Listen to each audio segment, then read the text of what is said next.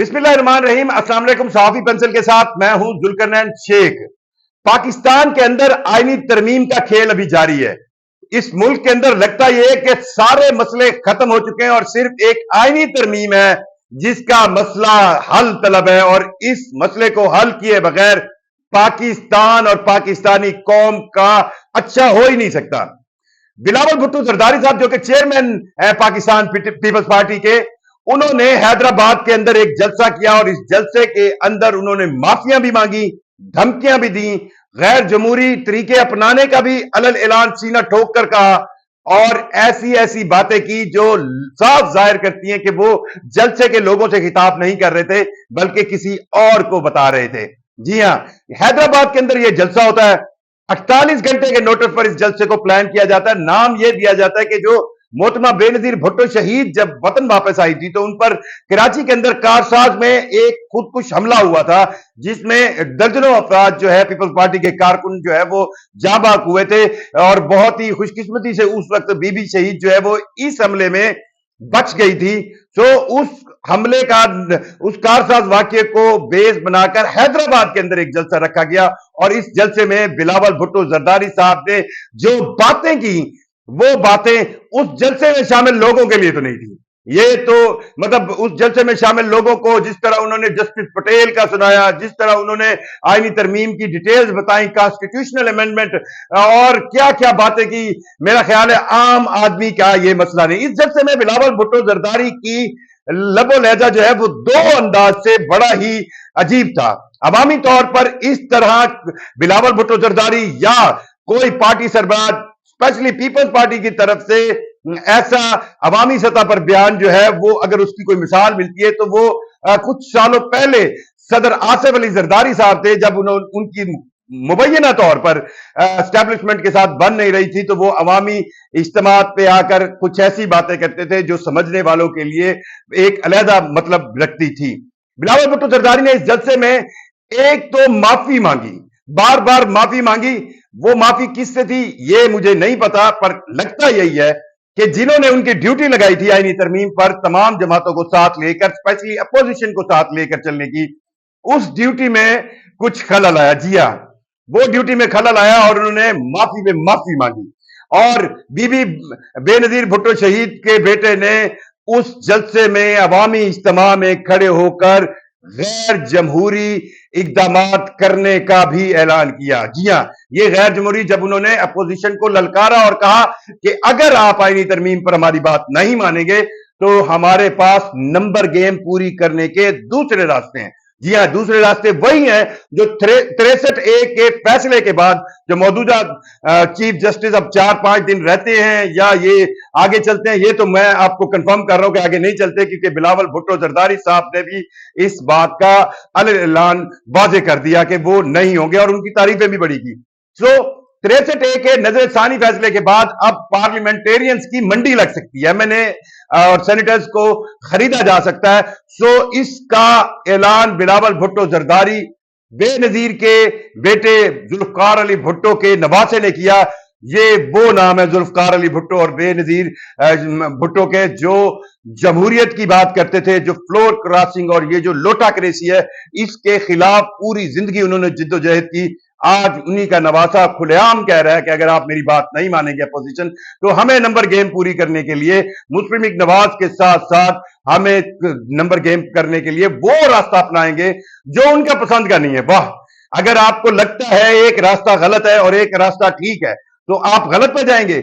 ठीक रास्ता हमेशा मुश्किल का रास्ता होता है और गलत रास्ता हमेशा शॉर्टकट और गैर असूली रास्ता होता है। बहरहाल बिलावल भुट्टो जरदारी ने हैदराबाद के जलसे के अंदर यह भी कहानी सुनाई कि जस्टिस फायज ईसा ने एक फैसला दिया था जिसमें जुल्फकार अली भुट्टो की फांसी के फैसले को गलत करार दिया था। उन्होंने बड़ी तारीफें की और ये कहा कि फायज ईसा जो है वो हमारे बड़े प्यारे जो है वो चीफ जस्टिस हैं और उनको घर भेजने पर हम राजी हो गए हैं, लेकिन अब भी अपोजिशन नहीं मान रही।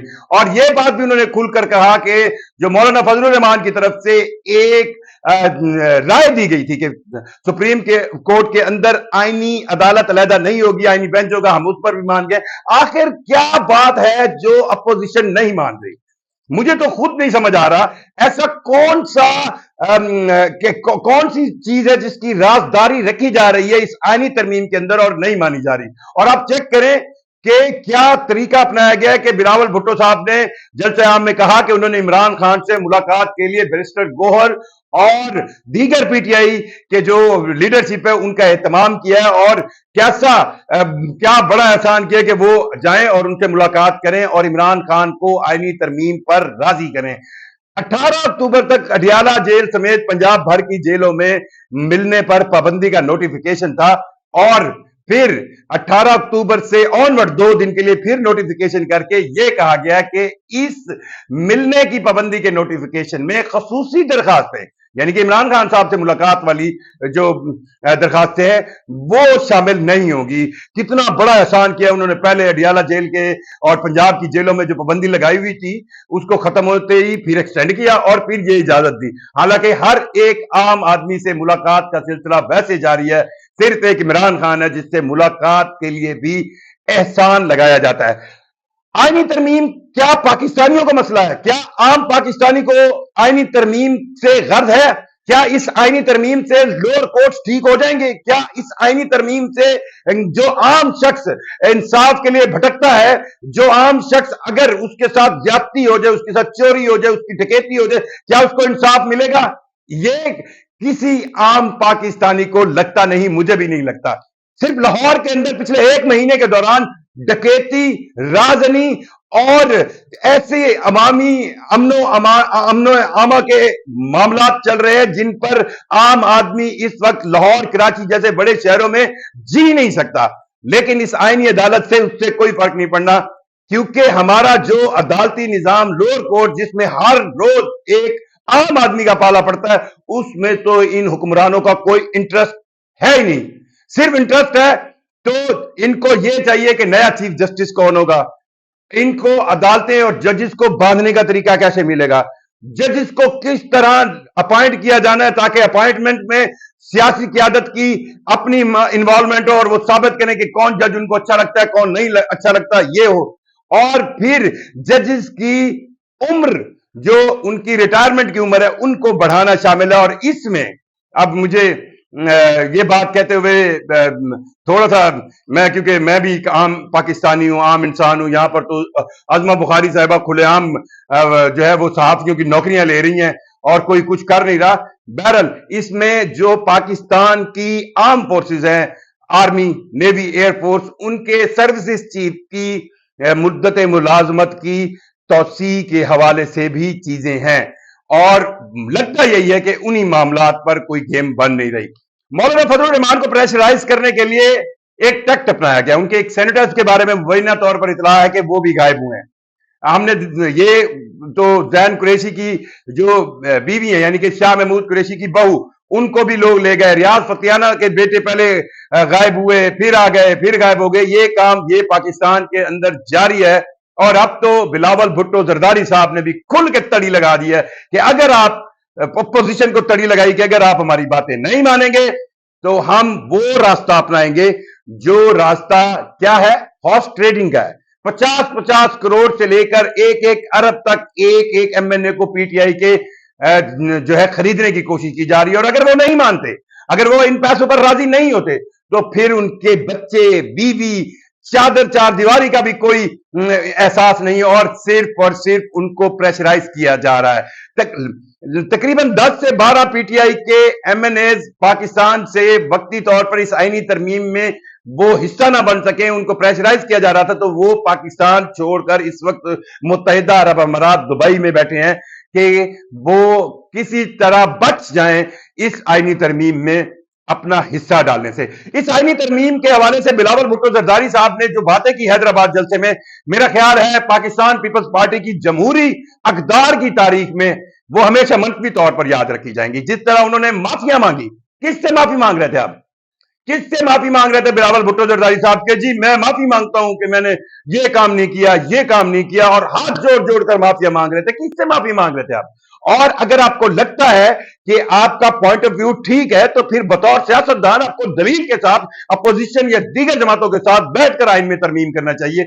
आपको जरूर याद होगा کہ آپ کے نانا ذوالفقار علی بھٹو جب پوری طور پر پاکستان کے پارلیمنٹ کے اندر ان کی میجورٹی تھی، ان کے پاس 2/3 میجورٹی تھی، وہ 1973 کا آئین جس طرح جیسے جس شکل میں جب جہاں چاہتے اس وقت اس کی منظوری لے سکتے تھے، لیکن انہوں نے اس وقت پاکستان کے اندر موجود اپنے بدترین مخالفین، ایسی سیاسی جماعتیں جن کے پاس ایک سیٹ کسی اسمبلی میں تھی، چاہے صوبائی اسمبلی میں چاہے قومی اسمبلی میں، انہوں نے ہر پاکستان کی سیاسی مذہبی جماعت کو 1973 کے آئین پر اکٹھا کیا۔ تو وہ جو انہوں نے اکٹھا کیا، کیا گن پہ اکٹھا کیا؟ کیا ان کو پیسے دے کر اکٹھا کیا؟ نہیں، انہوں نے ان کو دلیل کے ساتھ اکٹھا کیا، کیونکہ جب کوئی بات دلیل کے ساتھ ہوتی ہے، صحیح ہوتی ہے، ٹھیک ہوتی ہے، تو اس پر منانے کے لیے میرا نہیں خیال کہ آپ کو نہ معافیاں مانگنی پڑتی ہیں، نہ تڑیاں لگانی پڑتی ہیں، نہ دھمکیاں دینی پڑتی ہیں۔ کہ میں اب اس میں وہ انداز اپناؤں گا کہ جو انداز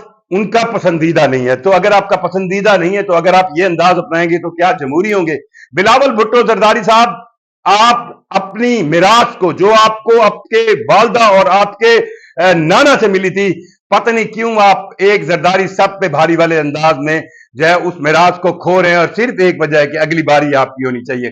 پاکستان کی پارلیمانی تاریخ کے اندر کسی بھی ترمیم کو پاس کروانا، اور اگر اسٹیبلشمنٹ پیچھے ہے تو کوئی مسئلہ نہیں ہوتا، کیونکہ ہمارے جو پارلیمان ہیں ان کی اول تو کوئی بلیک میل کرنے کے لیے کوئی دہاڑی لگی، کوئی کہیں سے انہوں نے کچھ کمایا، کوئی پیسے لیے، وہ معاملہ نکل آتا ہے۔ دوسرا طریقہ ہوتا ہے ان کو پیسے آفر کروڑوں روپے کیے جاتے ہیں، اور تیسرا طریقہ ہوتا ہے ان کو دباؤ میں لایا جاتا ہے، ان کے اہل خانہ کو اٹھایا جاتا ہے، انہیں اٹھایا جاتا ہے۔